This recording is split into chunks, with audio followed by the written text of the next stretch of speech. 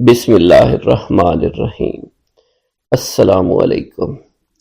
حضور سیدنا غوث اعظم فرماتے ہیں، میں 10 برس کی عمر میں اپنے شہر کے مکتب میں حصول علم کے لیے جایا کرتا تھا۔ اس وقت میرے ساتھ ملائکہ بھی ہوتے تھے جو میرے آگے پیچھے میری حفاظت کی غرض سے چلتے تھے۔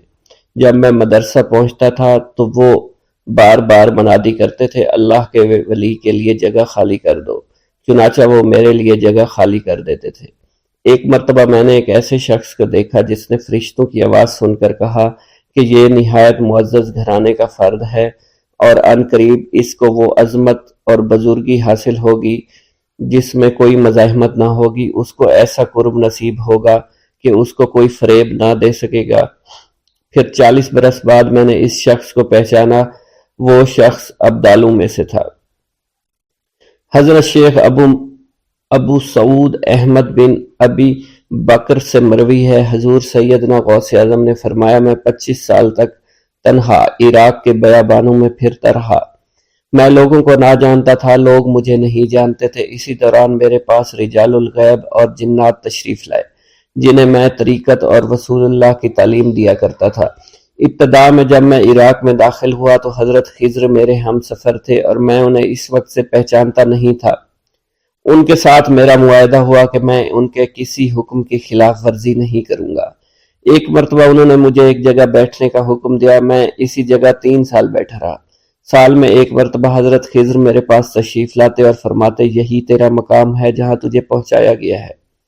اس عرصہ کے دوران تمام نفسانی خواہشات مجھ پر انسانی شکل میں وارد ہوئیں، لیکن اللہ نے مجھے ہر موقع پر استقامت عطا فرمائی اور مجھے ان خرافات سے بچائے رکھا۔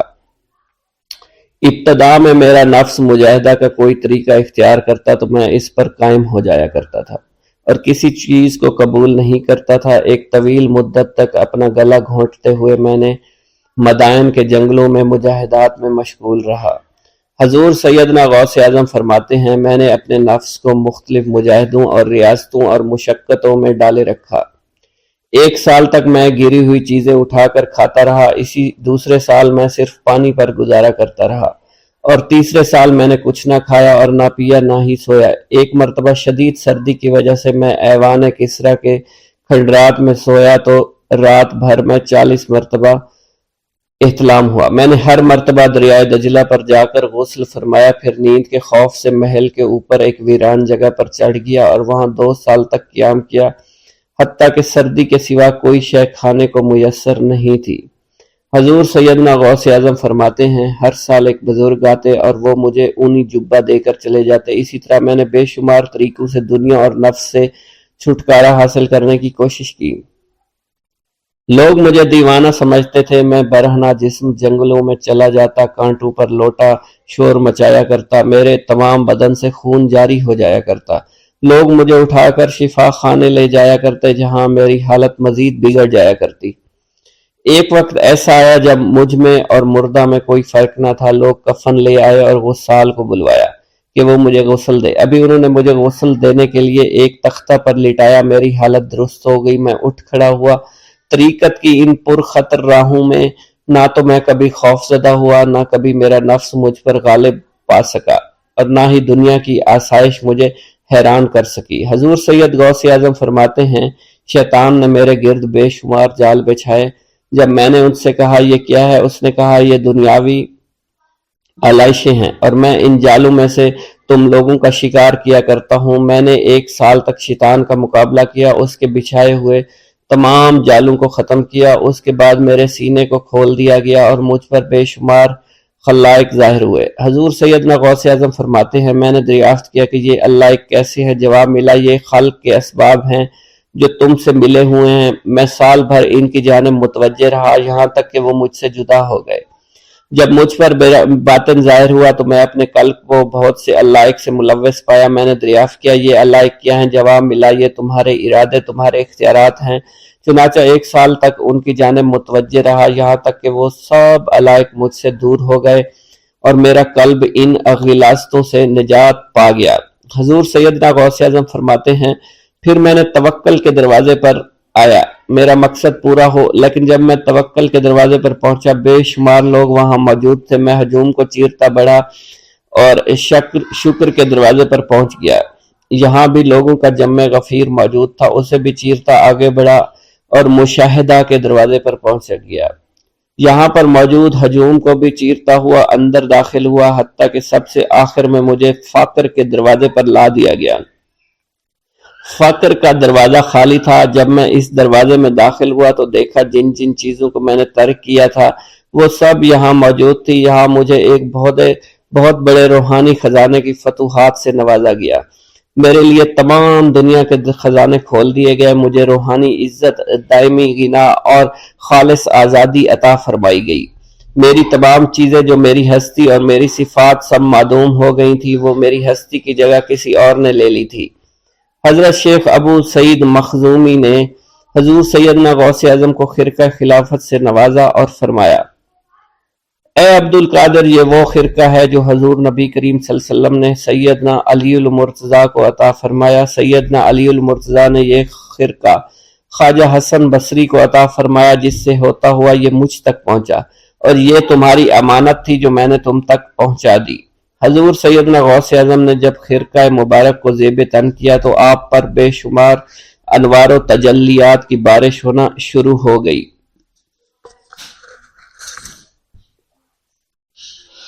پیر دستگیر حضور غوث اعظم شیخ عبد القادر جیلانی رحمۃ اللہ علیہ نے اپنی زندگی کا ایک لمبا عرصہ مجاہدات میں گزارا۔ جب آپ بغداد شریف میں علم دین پڑھتے تھے، آپ کا معمول تھا کہ مدرسے کے اسباب پڑھ کر جنگل کی طرف نکل جایا کرتے تھے اور وہیں اپنے سبق یاد کرتے تھے، عبادت میں مصروف اور مشغول رہا کرتے تھے۔ اسی زمانے کی بات ہے کہ ایک روز حضور غوث اعظم شیخ عبد القادر جیلانی رحمۃ اللہ علیہ نے کسی غار کے قریب ایک پتھر کو دیکھا۔ اس پر ایک درود پاک لکھا ہوا تھا اور ساتھ ہی یہ بھی لکھا تھا کہ یہ درود جو پتھر پر لکھا ہے اسے ایک مرتبہ پڑھنے سے 50,000 درود شریف پڑھنے کا ثواب ملتا ہے۔ حضور غوث اعظم رحمۃ اللہ علیہ نے وہ درود شریف لکھ لیا اور اسے پڑھنے لگے۔ بعد میں ایک روز آپ کو خواب میں پیارے آقا مکی مدنی محمد مصطفیٰ صلی اللہ علیہ وآلہ وسلم کی زیارت ہوئی۔ آپ نے آخری نبی رسول ہاشمی صلی اللہ علیہ وسلم سے اس درود شریف کے متعلق پوچھا کہ کیا یہ وہی درود شریف ہے جس کے پڑھنے سے 50,000 درود شریف پڑھنے کا ثواب ملتا ہے؟ سرکار عالی وقار مکی مدنی تاجدار مدینہ صلی اللہ علیہ وآلہ وسلم نے فرمایا، اس درود شریف کے پڑھنے سے 50,000 کا نہیں بلکہ 70,000 درود شریف کا ثواب ملتا ہے۔ سبحان اللہ۔ اللہ پاک کے اپنے محبوب کی امت پر کرم نوازیاں دیکھی کہ جو بندہ ایک بار درود شریف پڑھے، روایت کے مطابق اسے 10 نیکیاں ملتی ہیں، 10 گناہ معاف ہوتے ہیں اور 10 درجات ہی بلند کیے جاتے ہیں۔ یہی کرم نوازی کتنی عظیم ہے کہ ایک مرتبہ درود شریف پڑھنے سے اتنا ثواب ملے۔ اس پر مزید کرم بالائے کرم کہ ایسے درود شریف بھی ہیں جنہیں صرف ایک مرتبہ پڑھنے سے صرف ایک درود شریف کا ثواب نہیں بلکہ کئی ہزار درود شریف کا ثواب ملتا ہے۔ حضور غوث پاک شیخ عبد القادر جیلانی نے پتھر پر لکھا ہوا جو درود شریف آپ پیارے آقا مکی مدنی محمد صلی اللہ علیہ وسلم نے خواب میں تشریف لا کر بتایا کہ اسے ایک مرتبہ پڑھنے کے 70,000 درود شریف کا ثواب ملتا ہے۔ سبحان اللہ، کاش ہم ان کرم نوازیوں کی قدر کو جان پائیں۔ ہمارے پیر غوث پاک رحمت اللہ علیہ فرماتے ہیں، اے محمد، اللہ پاک کا شکر ادا کیا کرو، پہلی امتیں جتنا عمل کرتی تھی اللہ پاک ان کی نسبت تم سے تھوڑے عمل پر ہی راضی ہو جاتا ہے۔ مزید فرماتے ہیں کہ مسجد کو لازمی پکڑو اور نبی رحمت صلی اللہ علیہ وآلہ وسلم پر کثرت سے درود شریف پڑھا کرو۔ اللہ پاک ہمیں کثرت سے درود شریف پڑھنے کی توفیق عطا فرمائے۔ یہ درود شریف قادری حضرات اپنے مریدوں کو روزانہ 511 مرتبہ یا 111 مرتبہ پڑھنے کی تلقین کیا کرتے ہیں۔ یہ درود شریف رحمت خداوندی کا خزانہ ہے، لہٰذا جو شخص اس درود شریف کو روزانہ 111 مرتبہ تاحیات پڑھتا رہے گا وہ رحمت خداوندی سے مالا مال ہو جائے گا، اور جو شخص روزانہ اس درود پاک کو کم از کم ایک بار ضرور پڑھیں، اس سے ہزاروں نعمتیں حاصل ہوں گی۔ نمبر 1، رزق میں برکت ہوگی، تمام کام آسمان سے ہو جائیں گے، رضا کے وقت کلمہ نصیب ہوگا، موت کے وقت جان کنی کی سختی سے محفوظ رہے گا، قبر میں وسعت ہوگی، کسی کی محتاجی نہیں رہے گی، مخلوق خدا اس سے محبت کریں گے۔ ناظرین کرام، اس سے معلوم ہوا کہ اس درود پاک اور اس سے برکت حاصل کرنے کے لیے اسے روزانہ ہمیں پڑھنا چاہیے۔ اس کے علاوہ رسول اکرم صلی اللہ علیہ وسلم کے قرب اور اس کی زیارت کے لیے بھی یہ درود شریف بہت مؤثر ہے۔ مگر آپ اگر رزق کی کمی کا شکار ہیں، پریشانی اور مشکلات میں گھرے ہوئے ہیں، تو اس درود کو اپنا معمول بنا لیجئے۔ تمام بھائی جو حضور غوث پاک سے عشق و محبت کرتے ہیں، حضور غوث پاک کو مانتے ہیں، وہ کمنٹ باکس میں یا غوث اعظم لکھ دیجئے۔ اللہ ہمارے رزق، مال و جان اور عزت میں برکت عطا فرمائے اور ہماری مغفرت عطا فرمائے۔ میرا یہ قدم تمام اولیاء کرام کی گردن پر ہے۔ ایک مرتبہ محلہ حلبہ میں اپنے مہمان خانے میں واز فرماتے ہوئے حضور سیدنا غوث اعظم پر اچانک حالت کشف طاری ہوئی۔ آپ رحمت اللہ علیہ نے فرمایا، میرا یہ قدم ہر ولی اللہ کی گردن پر ہے۔ یہ ارشاد سن کر تمام اولیاء اللہ نے اپنی گردنیں جھکا دیں۔ صلحائے امت نے اس کی توضیح فرمائی ہے کہ آپ رحمت اللہ علیہ کے عہد مبارک اور بعد میں قیامت تک آپ کی عطا کے بغیر ولی اللہ ولایت کے درجے پر فائز نہیں ہو سکتا۔ سلطان الہند حضرت خواجہ معین الدین چشتی المعروف خواجہ غریب نواز اس وقت خراسان کے پہاڑوں پر مجاہدات میں مشغول تھے۔ انہوں نے بھی حضور سیدنا غوث اعظم کا ارشاد گرامی سن کر اپنی گردن جھکا دی اور یوں عرض گزار ہوئے، آپ کے قدمین شریفین میرے سر اور میرے آنکھوں پر ہیں۔ حضور سیدنا غوث اعظم فرماتے ہیں کہ میں 10 برس کی عمر میں اپنے شہر کے مکتب میں حصول علم کے لیے جایا کرتا تھا۔ اس وقت میرے ساتھ ملائکہ بھی ہوتے تھے جو میرے آگے پیچھے میری حفاظت کے لیے چلتے تھے۔ جب میں مدرسہ پہنچتا تو یہ منادی کرتے تھے، اللہ کے ولی کے لیے جگہ خالی کر دو۔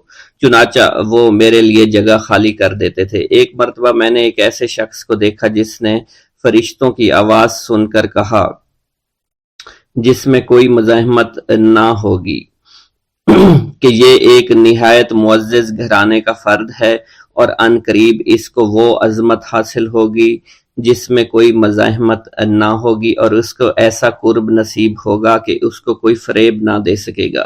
پھر 40 برس بعد میں نے اس شخص کو پہچانا، وہ شخص ابدالوں میں سے تھا۔ حضرت شیخ ابو سعود احمد بن بکر حریمی سے مروی ہے کہ حضور سیدنا غوث اعظم نے فرمایا کہ میں 55 سال تک تنہا عراق کے بیابانوں میں پھرتا رہا، میں لوگوں کو نہ جانتا، لوگ مجھے نہ جانتے۔ اسی دوران میرے پاس رجال الغیب اور جنات تشریف لاتے جنہیں میں طریقت اور اصول کی تعلیم دیتا تھا۔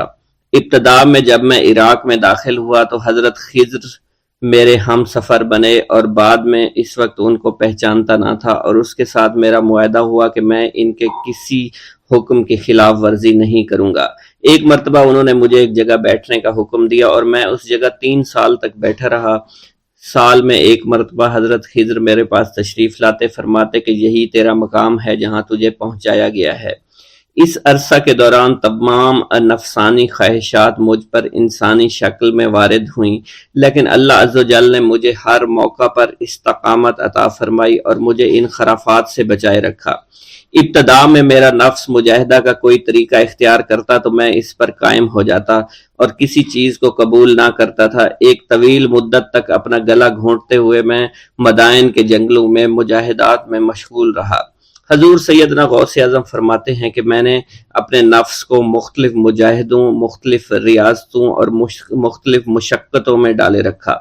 1 سال تک میں گری ہوئی چیزیں اٹھا کر کھاتا رہا، دوسرے سال پانی پر گزارا کیا اور تیسرے سال نہ میں نے کچھ کھایا، نہ پیا اور نہ ہی سویا۔ ایک مرتبہ شدید سردی کی وجہ سے میں ایوان کسریٰ کے کھنڈرات میں سویا تو رات بھر میں 40 मरतबा तबीयत खराब हुई। हजूर सैयदना गौसे आजम फरमाते हैं, हर साल एक बुजुर्ग आते और वो मुझे जुब्बा देकर चले जाते।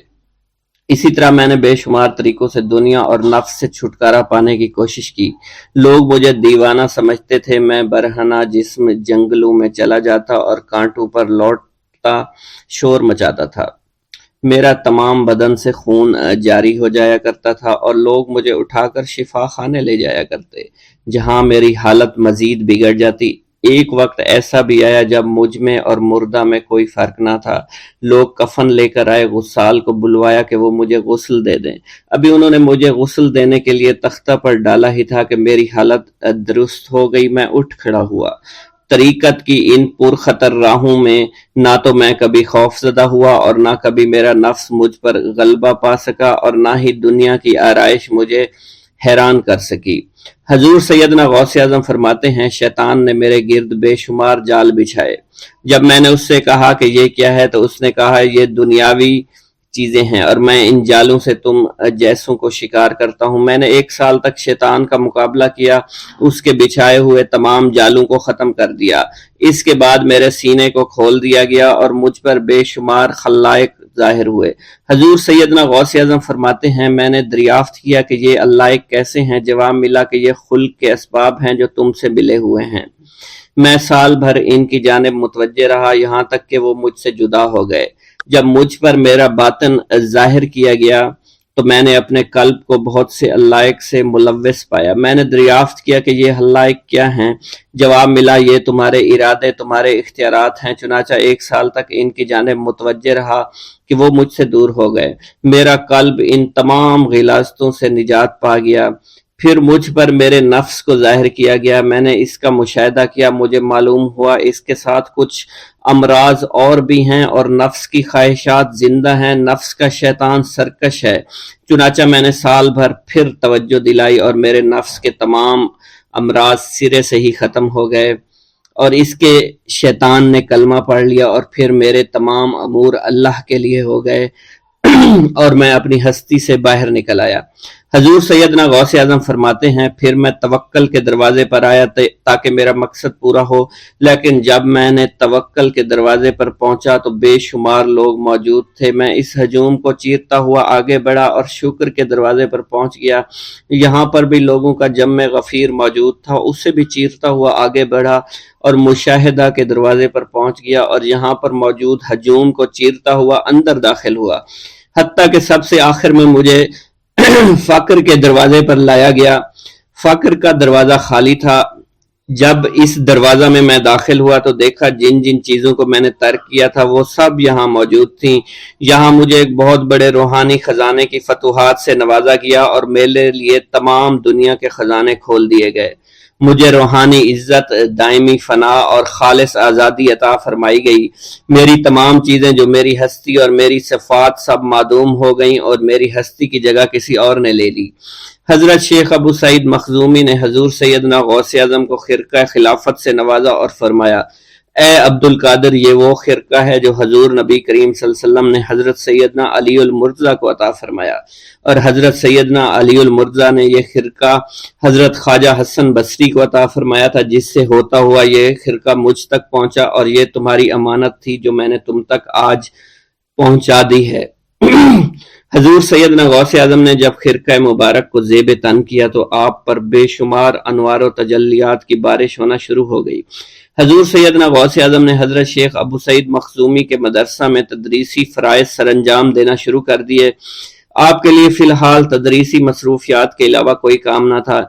आपकी शबाना रोज की मेहनत से आपके नाम का शोरा कुछ ही दिनों में सारे बगदाद में फैल गया।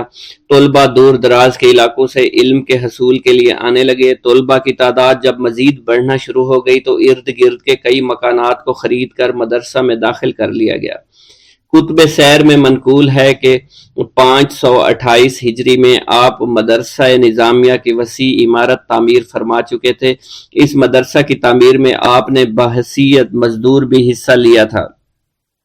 हजरत शेख अबुल खुशाब से मरवी है कि मैं जवानी में जब इल्म नहब पढ़ रहा था तो लोगों ने मुझे हजूर सैयदना गौसे आजम के पास जाने का मशवरा दिया। اور اس کی وجہ سے مجھے بھی اشتیاق ہوا کہ میں آپ کا واز سنوں۔ ایک مرتبہ کچھ لوگوں کے ہمراہ آپ کی مجلس میں دوستوں کے ہمراہ حاضر ہوا۔ آپ نے میری جانب توجہ کرتے ہوئے فرمایا ہماری صحبت اختیار کر لو، چنانچہ میں نے آپ کے فرمان کے مطابق آپ کی صحبت کو اختیار کر لیا۔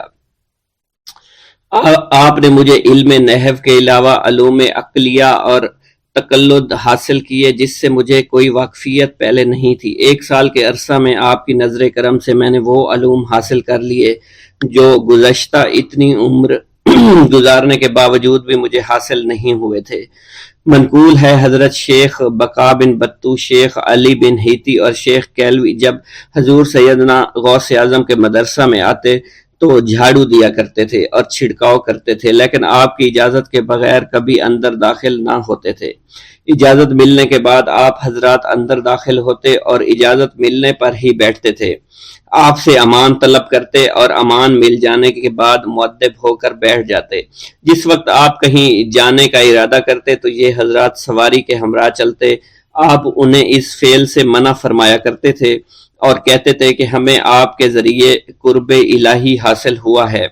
حضرت شیخ محمد قائل الادنیٰ سے مروی ہے کہ ایک مرتبہ حضور سیدنا غوث اعظم سے دریافت کیا گیا کہ آپ کی بزرگی اور عظمت کا راز کیا ہے۔ آپ نے فرمایا کہ میں کبھی جھوٹ نہیں بولتا اور کبھی کسی سے کذب بیانی نہیں کرتا۔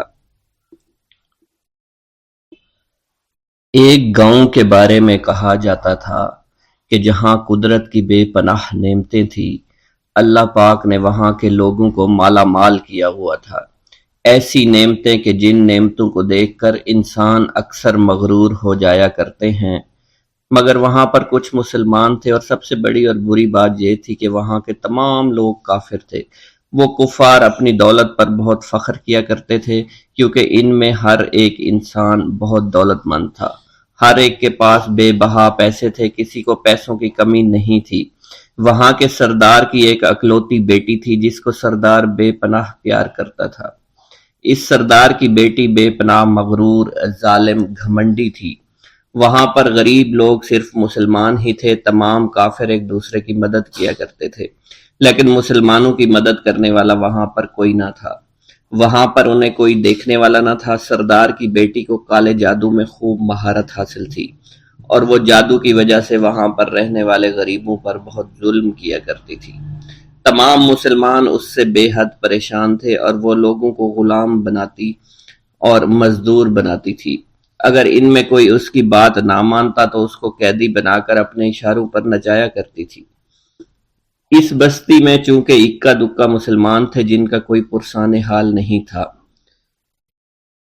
کوئی بھی ان کو بچانے والا نہیں تھا۔ جب وہ سردار کی بیٹی کے ظلم حد سے بڑھ گئے تو مسلمانوں میں سے ایک بوڑھے شخص نے اللہ کے حضور گڑ گڑا کر دعائیں کی، اے اللہ ہمارے چند نسلیں جو یہاں پر بچی ہوئی ہیں ان نسلوں کو تو بچا لے۔ یہ سردار کی بیٹی جس نے ہمارا جینا دشوار کر رکھا ہے، یہاں کوئی بھی انسان ہمارا حال نہیں پوچھتا اور نہ ہی ہمارے پاس مال و دولت ہے اور نہ ہی ہمارے پاس جسمانی طاقت بچی ہے۔ یا اللہ ہمارے لیے کوئی ایسا بندہ بھیج جو نہ صرف طاقتور ہو بلکہ اس جادوگرنی یعنی سردار کی بیٹی کو بھی ہرا سکے۔ اللہ رب العزت نے اس بوڑھے کی دعا کو قبول فرمایا اور یوں اس جگہ پر ایک اللہ والے کو بھیج دیا، اور وہ اللہ والے ایسے ہی بستی میں داخل نہیں ہوئے بلکہ ایک دن کچھ عجیب واقعہ ہوا۔ ان کافروں کا سردار جنگل میں سیر سپاٹے کرتے ہوئے نکلا تھا، بڑی شان سے چلتا ہوا وہ سفر کر رہا تھا۔ اچانک ایک زہریلا سانپ اس کے سامنے آیا۔ اس زہریلے سانپ نے بادشاہ کو ڈس لیا اور وہ بے ہوش ہو کر زمین پر گر پڑا اور تڑپنے لگا۔ اس کے جو ساتھی تھے انہوں نے جب اپنے سردار کو یوں تڑپتا ہوا دیکھا اور سردار کی غیر حالت دیکھی تو کہ جسے ایک زہریلے سانپ نے کاٹ لیا ہے تو وہ فوراً اسے اٹھا کر گھر لے آئے تاکہ اسے بچانے کے لیے کچھ کیا جا سکے۔ اس لڑکی نے اپنے باپ کی جب یہ حالت دیکھی تو اپنے آس پاس کے بڑے بڑے حکیموں کو بلایا، لیکن عجیب بات یہ تھی کہ لاکھ کوشش کے باوجود زہر نکالنے میں سارے ناکام ہو رہے تھے اور زہر تیزی کے ساتھ اس کے جسم میں پھیلتا چلا جا رہا تھا۔ لیکن اسی وقت وہاں ایک درویش کی آمد ہوئی، ایک اللہ والے آئے، ان اللہ پاک نے اس مقصد کے تحت وہاں بھیجا تھا۔ اس اللہ کے ولی نے سردار کے گھر پر پہنچ کر دروازے کو کھٹکھٹایا۔ نوکروں نے پوچھا کون ہو، کس سے ملنا ہے؟ اس نے کہا میں نے سنا ہے کہ یہاں کے سردار کو سانپ نے ڈس لیا ہے۔ نوکر کہنے لگے کہ تمہیں کیسے پتا چلا کہ یہاں کے سردار کو سانپ نے ڈس لیا ہے؟ تم تو ہمیں اجنبی لگتے ہو، ہم نے تمہیں آج تک یہاں نہیں دیکھا ہے۔ اس نے کہا میں مسافر ہوں اور مجھے خبر ملی ہے کہ یہاں کے سردار کو ایک زہریلے سانپ نے ڈس لیا ہے اور کوئی بھی اس کا علاج نہیں کر پا رہا۔ نوکروں نے کہا تم کون ہو؟ اللہ والے نے کہا میں حکیم ہوں اور میں ان کے علاج کی غرض سے یہاں آیا ہوں۔ وہ نوکر اللہ والے کی حالت دیکھ کر ہنسنے لگے، کیونکہ آپ نے پھٹے پرانے کپڑے پہن رکھے تھے اور دیکھنے سے بہت غریب معلوم ہوتے تھے۔ وہ نوکر کہنے لگے کہ اتنے بڑے سردار کا علاج کرو گے؟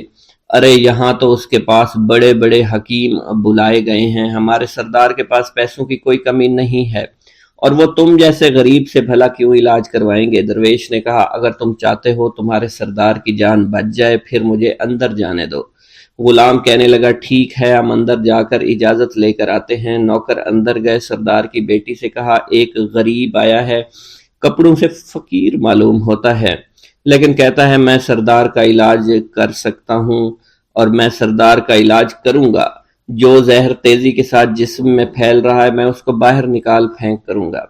اس کی بیٹی کہنے لگی ٹھیک ہے بلا لو۔ جب وہ اللہ والے اس کے گھر کے اندر گئے تو دیکھا سردار تڑپ رہا تھا، ٹانگ کو بار بار بستر پر پٹخ رہا تھا۔ اللہ والے نے اس کے پیر کی طرف دیکھا جہاں سانپ نے اس کو کاٹا تھا، اسی جگہ اللہ والے نے تھوک دیا، فوراً وہاں سے بھاگ گئے۔ اس کے سارے سپاہی اس کی بیٹی دیکھ کر حیران رہ گئے کہ یہ بھلا کون سا دیوانہ ہے، کمرے میں آیا، علاج کی بجائے اسی جگہ پر تھوک دیا جہاں صرف کاٹا تھا، اور بھاگ بھی گیا، اس کو کوئی گرفتار نہیں کر سکا۔ سردار کی بیٹی غصے میں تل ملا اٹھی کہ اس نے جو گستاخی کی ہے اس کی کوئی بات نہیں،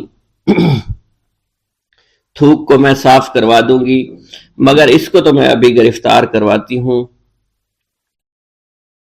اور اس نے اپنے سردار کے ایک نوکر سے کہا کہ اس تھوک کو صاف کرو۔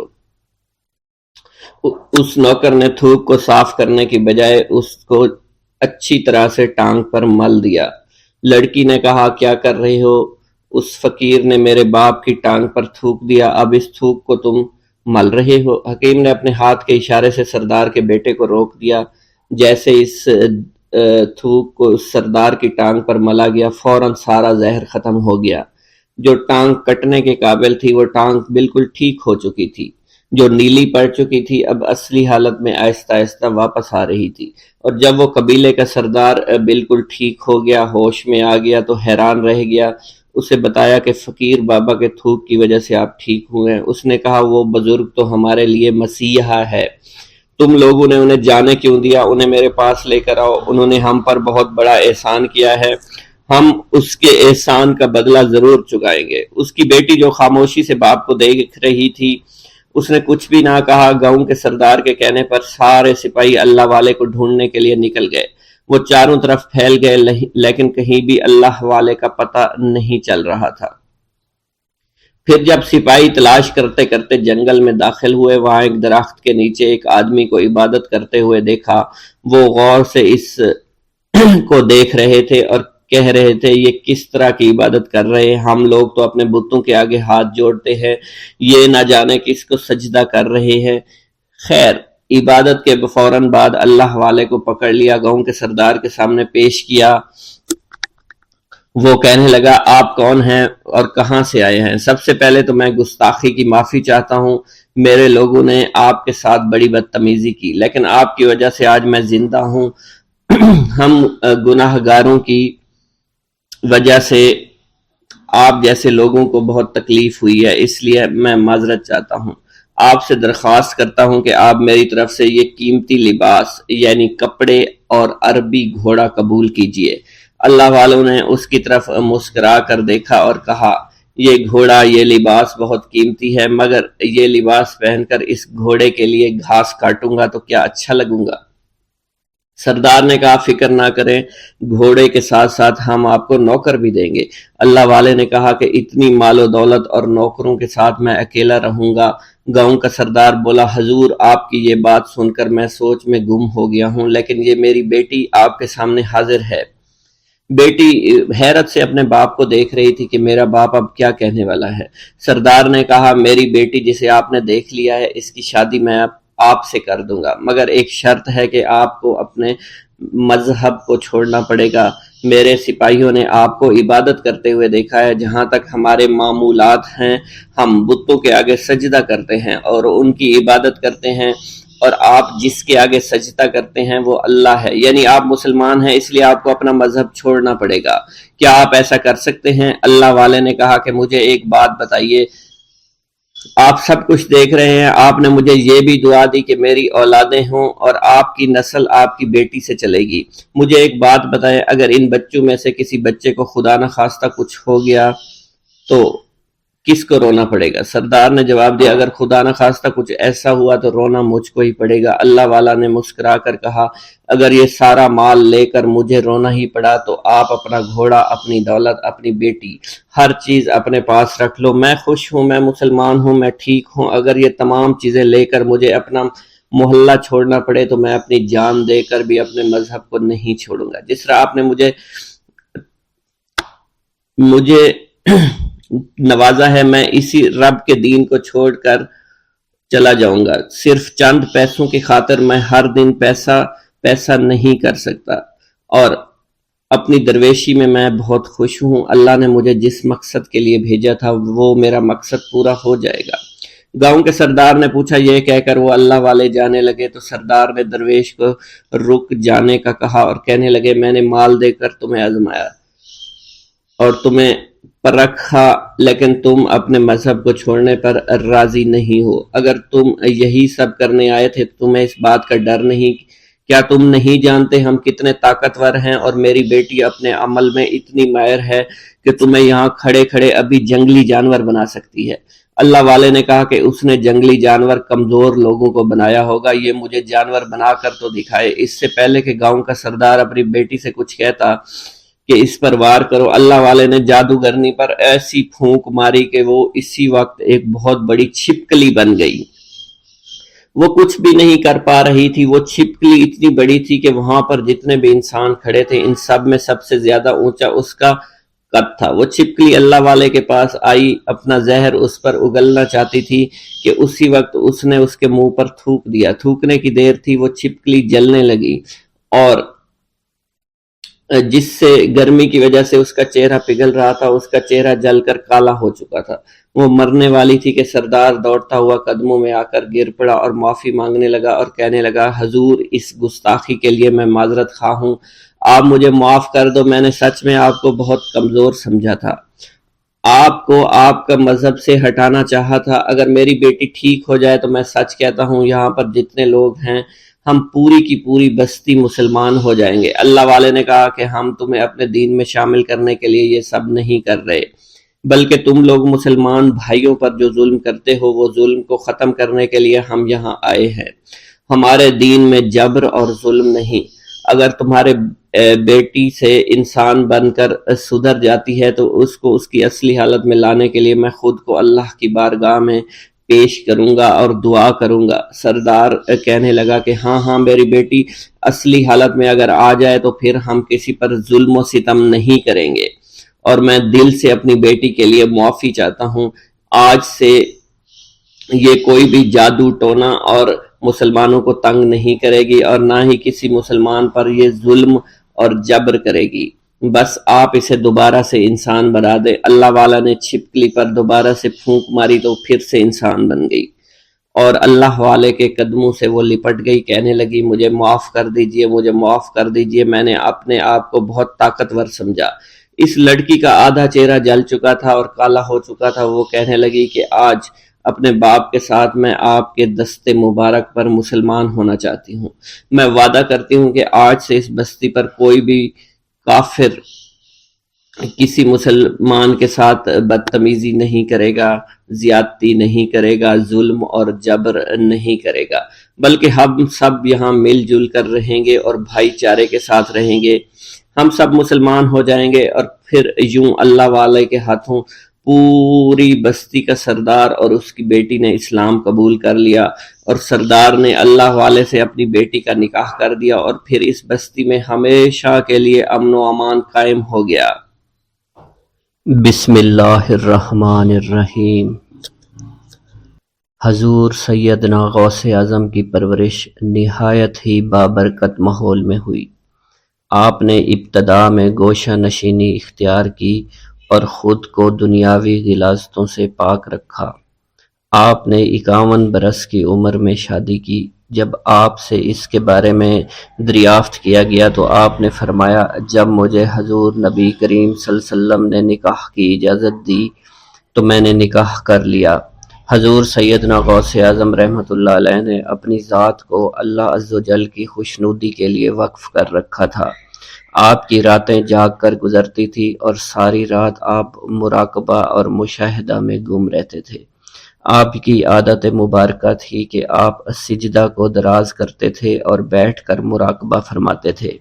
اسی دوران آپ کا جسم مبارک نورانی شعاؤں کے زیر اثر ہوتا تھا اور کئی مرتبہ آپ ان نورانی شعاؤں میں غائب ہو جایا کرتے تھے۔ حضور شیخ ابو عبداللہ بن حسنین بن ابی فضل فرماتے ہیں کہ سیدنا غوث اعظم کے بعض دہقانی مریدین ہر سال آپ کے لیے گیہوں بوتے تھے اور جائز طریقہ سے اسے پالتے تھے۔ پھر آپ کے بعض مریدین اسے پیستے آپ کے لیے ہر روز 4 یا 5 روٹیاں پکاتے اور شام کو آپ کے پاس روٹیاں لے کر آتے تھے۔ آپ حاضرین میں ایک ایک ٹکڑا تقسیم کر دیتے اور جو بچ جاتا وہ اپنے لیے رکھ لیتے تھے۔ حضرت شیخ خضر حسینی سے منقول ہے کہ حضور سیدنا غوث اعظم نے ایک شکستہ دل فقیر کو دیکھا۔ آپ نے اس سے اس کی کیفیت کے متعلق دریافت کیا تو اس نے کہا کہ میں آج دریا کے کنارے گیا اور ملاح سے کہا کہ وہ مجھے دریا کے پار لے جائے۔ اس نے انکار کر دیا۔ میں اپنے اس افلاس کے سبب پریشان اور شکستہ دل ہوں۔ ابھی اس فقیر کا کلام جاری تھا کہ ایک شخص آپ کی خدمت میں حاضر ہوا اور 30 دینار آپ کی خدمت میں پیش کر دیے۔ آپ نے وہ دینار اس فقیر کو دے دیے اور فرمایا کہ اس ملاح سے کہنا کہ کسی فقیر کا سوال رد مت کیا کرے۔ حضرت شیخ معمر کا بیان ہے کہ میں نے حضور سیدنا غوث اعظم سے زیادہ کسی کو درگزر فرمانے والا نہیں دیکھا۔ آپ کی عطا کا یہ عالم تھا کہ ایک محفل میں 400 لوگوں کو ولایت کے مقام اعلیٰ تک پہنچا دیا کرتے تھے۔ بھوکوں کو کھانا کھلانا اور بیواؤں کی حاجت روائی کرنا آپ کا معمول تھا۔ جب کسی بیمار کے متعلق سنتے فوراً اس کی عیادت کے لیے تشریف لے جایا کرتے۔ فقراء کو آپ کے در سے بغیر سوال کیے عطا ہو جایا کرتا۔ حضور سیدنا غوث اعظم نے فرمایا کہ مخلوق سے کنارہ کشی سے قبل علم حاصل کرو، کیونکہ جو شخص علم کے بغیر عبادت کرتا ہے وہ اصلاح سے زیادہ فساد میں مبتلا ہو جاتا ہے۔ تمہیں چاہیے کہ شمع شریعت اپنے ہمراہ لے کر علم کی روشنی میں عمل کرو، پھر اللہ تعالیٰ تمہیں علم لدنی کا وارث بنا دے گا۔ جس سے تم ناواقف ہو، تمہیں چاہیے کہ تمام اسباب و ذرائع سے تعلق منقطع کر کے رشتہ داروں اور احباب سے جدائی اختیار کر لو، تاکہ تم اپنے زہد کی وجہ سے اپنے قوت باطنی اور اپنے حسن ادب کا مشاہدہ کر سکو۔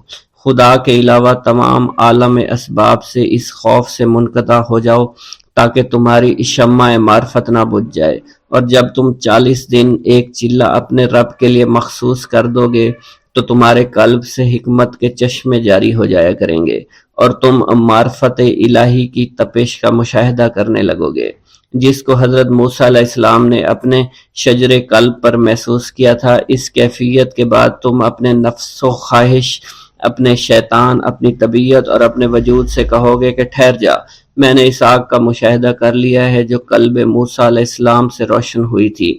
اس کے بعد تمہارے قلب میں باطن سے یہ آواز آنے لگی کہ میں ہی تمہارا رب ہوں، میری ہی عبادت کرو، میرے غیر کی اطاعت سے گریزاں ہو جاؤ۔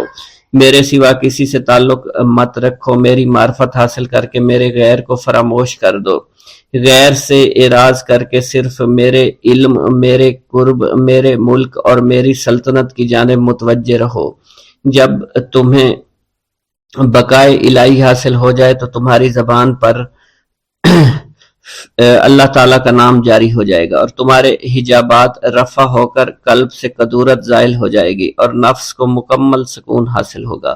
پھر جب اس کے الطاف غالب آ جائیں تو تمہیں خطاب کیا جائے گا، اے قلب فرعون، نفس کی طرف توجہ کر اور ان کو راہ ہدایت پر چلا، میری جانب آ جا اور ان سے کہہ دے کہ میرا ہی اتباع کریں، پھر انہیں رشد کے راستے پر ہدایت کر کے ان سے تعلق قائم کر، اس کے بعد پھر قطع تعلق کر کے دوبارہ استوار ہو کر آ جا اور اسی طرف استوار ہو کر دیکھتا رہے۔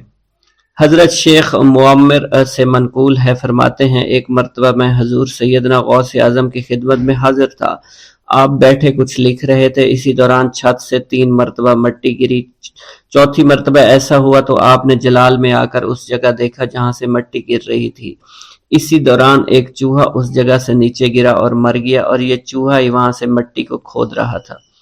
حضرت شیخ عمر بن مسعود فرماتے ہیں حضور سیدنا غوث اعظم فرما رہے تھے، اسی دوران ایک چڑیا نے آپ کی قمیص پر بیٹ کر دی، آپ نے جلالی نظروں سے چڑیا کو دیکھا، چڑیا اسی وقت نیچے گری، مر گئی۔ آپ نے وضو سے فارغ ہونے کے بعد قمیص کے اس حصے کو دھویا، پھر اپنی قمیص مبارک اتار کر مجھے دی اور فرمایا اس کو فروخت کر کے اس کی رقم کو خیرات کر دو، یہ اسی کا بدلہ ہے۔ منقول ہے حضور سیدنا غوث اعظم کے زمانہ میں ایک بہت ہی گناہگار شخص تھا، لیکن اس کے دل میں آپ سے بے پناہ محبت تھی۔ جب اس کے مرنے کے بعد اس کو دفن کیا گیا تو قبر میں منکر نکیر نے سوالات کیے، تو اس نے ہر سوال کے جواب میں شیخ عبد القادر کہا۔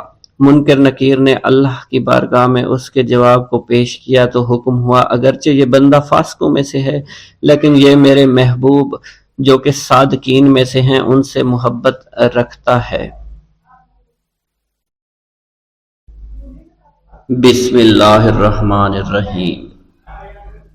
ناظرین گرامی، روایت میں آتا ہے کہ قطب الاقطاب حضرت شیخ عبد القادر جیلانی الحسنی والحسینی الجیلانی، حضرت غوث اعظم شیخ عبد القادر جیلانی رحمۃ اللہ علیہ جب نماز ادا کرتے تو بہت زار و قطار رویا کرتے، یعنی گریہ زاری کیا کرتے تھے، روتے روتے آپ کی ہچکی بن جایا کرتی تھی۔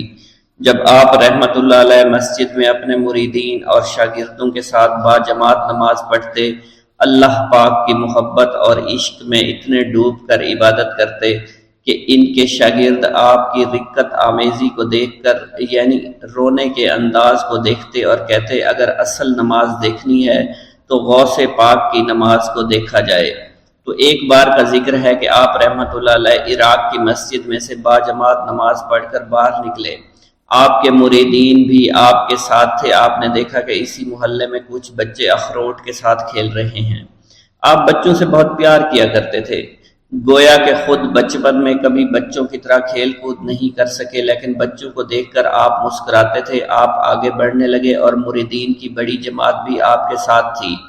ابھی آپ زیادہ دور نہیں گئے تھے کہ ان بچوں نے ایک دوسرے کے کان میں کچھ بولنا شروع کر دیا اور اشارے میں باتیں کرنے لگے کہ کیا خیال ہے کہ جو بابا جی سب سے نمایاں ہیں، نورانی چمکتے ہوئے چہرے والے ہیں، سب سے آگے چل رہے ہیں، ان کو بولا جائے جو فرمائش ہمیں کرنی ہے ان سے کر دیں، کیا یہ ہمیں ڈانٹیں گے تو نہیں؟ تو کچھ سمجھدار بچے ہم زبان ہوئے اور کہا نہیں نہیں، یہ جو بابا ہے نا بہت اچھے ہیں، ان سے جو کچھ کہو گے انہوں نے وہ ہماری بات پوری کرنی ہے، ہم ان سے ایک میٹھی اور لذیذ چیز آج منگواتے ہیں۔ تو ان میں سے ایک بچہ جو سب سے بڑا تھا پاس آیا اور کہا بابا میری بات سنیں۔ آپ نے بہت پیار اور شفقت سے اس کے سر پر ہاتھ رکھا اور کہا بیٹا کہو۔ اس نے کہا کہ میرا دل کر رہا ہے کہ میں آپ سے کچھ مانگوں۔ آپ نے فرمایا کہ کہو بیٹا کیا چاہتے ہو؟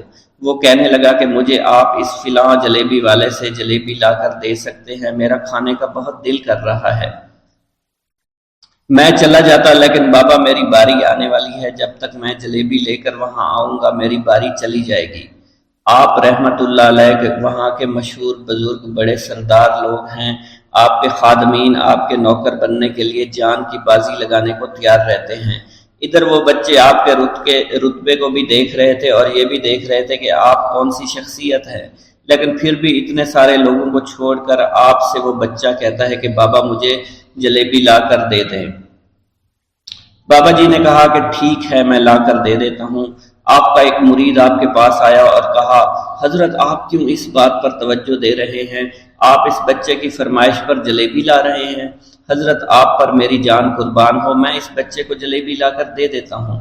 آپ رحمت اللہ علیہ نے اسے اپنے ہاتھ کے اشارے سے منع فرمایا اور کہا اس نے مجھ سے کہا ہے نا تو میں ہی اس کی خواہش کو پورا کروں گا۔ پھر آپ رحمت اللہ علیہ اس جلیبی والے کے پاس تشریف لے گئے اور جلیبی والا کچھ دیر پہلے اداس بیٹھا ہوا تھا۔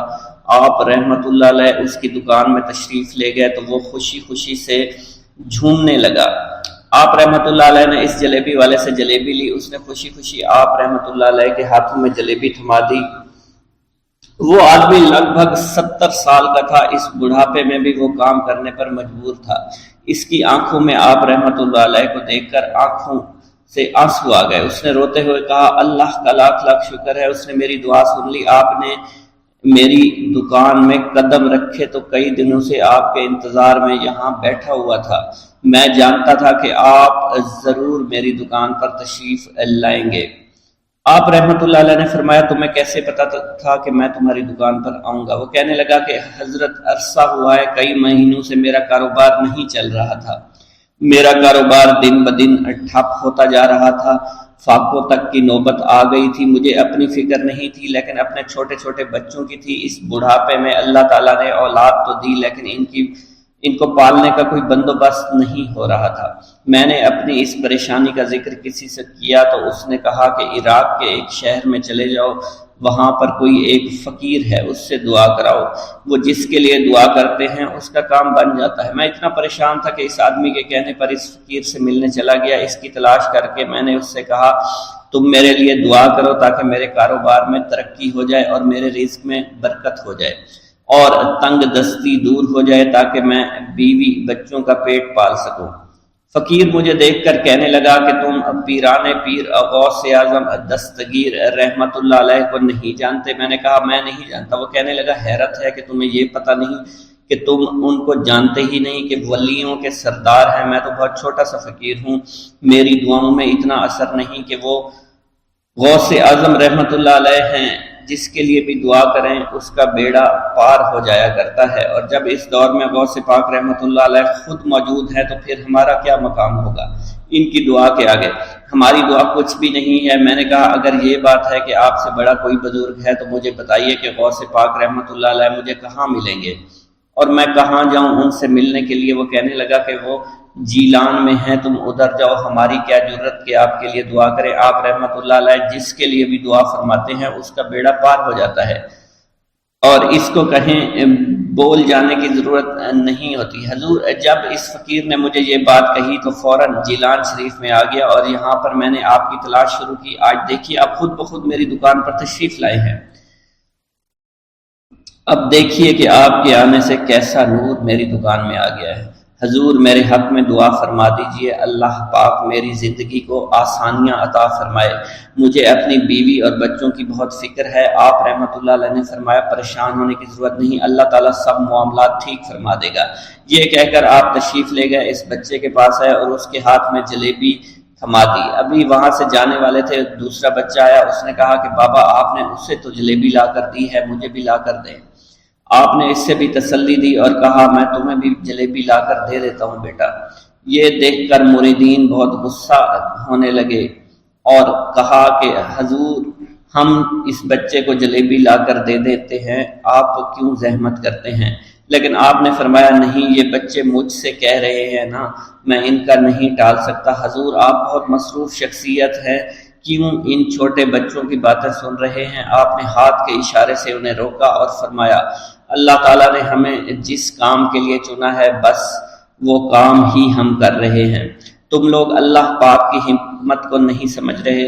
پھر آپ جتنی بار وہ بچے آپ کو بھیجتے رہے، آپ رحمۃ اللہ علیہ ان کے لیے جلیبیاں لاتے رہے، حتیٰ کہ آخری بچے کو بھی آپ نے جلیبی لا کر دے دی اور وہ مزے سے کھانے لگے۔ جلیبی کھانے کے بعد وہ آپ کو دعائیں کرنے لگے اور کہا آپ بہت اچھے انسان ہیں، جیسا کہ آپ کے بارے میں ہم نے سنا تھا آپ ویسے ہی ہیں، آپ اخلاق کے بہت عمدہ ہیں، آپ کی سخاوت کے بارے میں ہم نے جتنا سن رکھا تھا آپ اتنے ہی سخی ہیں، ہم آپ سے بہت خوش ہوئے۔ آپ رحمۃ اللہ علیہ مسکرائے، بچوں کی خوشی دیکھ کر آپ کو دلی اطمینان ملا۔ اب ایک اور نماز کا وقت ہو رہا تھا، آپ نے مریدین سے کہا کہ چلو نماز پڑھنے کے لیے مسجد میں چلتے ہیں۔ وہ سب مل کر مسجد میں چلے گئے اور اللہ کی عبادت میں مصروف ہو گئے۔